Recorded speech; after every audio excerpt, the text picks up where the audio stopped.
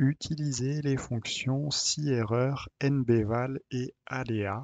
Donc ce sont trois fonctions qui sont très différentes les unes des autres, hein, bien entendu, mais que je vais vous présenter comme étant des fonctions qui peuvent vous servir dans différents cas de figure. Donc tout d'abord, la fonction si-erreur, c'est une fonction de gestion des erreurs. Et en fait, je vais vous prendre l'exemple. Si vous augmentez ici la taille de votre tableau, comme ceci, eh bien, vous le voyez, vous avez des erreurs, donc des valeurs qui sont générées.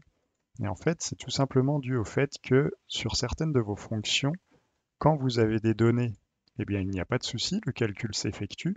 Mais quand vous n'avez pas de données, eh bien, cela vous retourne une erreur. Et en fait, une solution à cela, ça va pouvoir être d'utiliser la fonction si-erreur et de se mettre avant votre formule et d'écrire l'intitulé si-erreur comme ceci. Et en fait, vous allez dire si-erreur. Donc si j'ai ma valeur, on écrit ma valeur, mais si ma valeur est une erreur, eh bien je vais retourner autre chose. Donc, par exemple, ici, comme je suis sur une colonne numérique, eh bien je peux retourner 0 si j'ai une erreur à l'intérieur de ma cellule. Et en fait, tout ça, ça n'a pas d'impact sur toutes vos cellules pour lesquelles des calculs sont effectués, mais vous le voyez ici, eh bien ça a un impact ici, ça met un 0 à la place de vous renvoyer une erreur. Donc cette fonction si-erreur vous permet de gérer des erreurs, soit de multiplication avec des informations qui ne sont pas chiffrées, soit de gérer les erreurs par exemple dans les fonctions de recherche. Si vous ne trouvez pas les informations, si vous avez une fonction de recherche qui ne renvoie rien, eh bien vous pouvez mettre soit la fonction si-erreur, soit à l'intérieur de votre fonction de recherche, vous pouvez dire valeur non trouvée, vous pouvez mettre un 0 ou une double guillemets comme étant un élément vide que vous renverrez si la fonction de recherche ne retrouve pas l'élément recherché. Donc voilà pour la fonction si-erreur. Un autre élément qui peut nous intéresser, c'est la fonction nbval. Et en fait, nb, vous l'avez compris, nb c'est une fonction de dénombrement. Donc quand je fais la fonction nb par exemple sur ma colonne montant, comme ceci, donc là, on me dit qu'il y a 62 lignes qui sont remplies, donc il considère également ces lignes-là.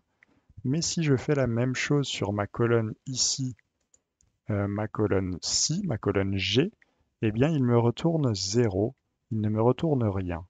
Et en fait, si j'utilise la fonction nbval, eh bien on va le voir, il va me compter, il va me dénombrer quand même ces éléments. Et là, la petite logique derrière, c'est de se dire que quand on utilise la fonction nb, on ne peut dénombrer que des données qui sont numériques. Donc la fonction nb ne fonctionne que sur des colonnes numériques. On le voit ici, la fonction nb ne retourne rien, alors que la fonction nbval fonctionne sur des données qui sont soit des nombres, donc des données numériques, soit pour des données qui sont des données de type texte. Donc la fonction nbval va vous permettre de faire un dénombrement sur une colonne avec du texte à l'intérieur. Enfin, une dernière petite fonction que je souhaitais vous montrer, qui est totalement indépendante de tout ce qu'on a vu jusqu'ici, c'est la fonction aléa, qui peut être intéressante. Donc vous avez la fonction aléa simple. En fait, quand vous écrivez égal aléa comme ceci, eh bien Excel vous retourne un nombre entre 0 et 1, et à chaque fois que vous revalidez cette fonction, vous le voyez, le nombre change. Donc si vous le souhaitez, vous pouvez faire x100 comme ceci, et vous aurez automatiquement eh bien, un nombre entre 1 et 100, comme ceci à chaque fois. Donc là, 14, 18, 15, etc., etc. Et vous l'avez vu, quand j'ai tapé la fonction aléa comme ceci, vous avez aléa entre bornes, et vous pouvez dire, je souhaite avoir une valeur qui va entre 10 et 20, par exemple. Donc votre borne minimale, c'est 10, votre borne maximale, c'est 20. Eh bien, à chaque fois que vous revalidez la cellule, elle va se trouver entre 10 et 20, et vous le voyez juste au-dessus, elle se trouvera toujours entre 1 et 100 systématiquement.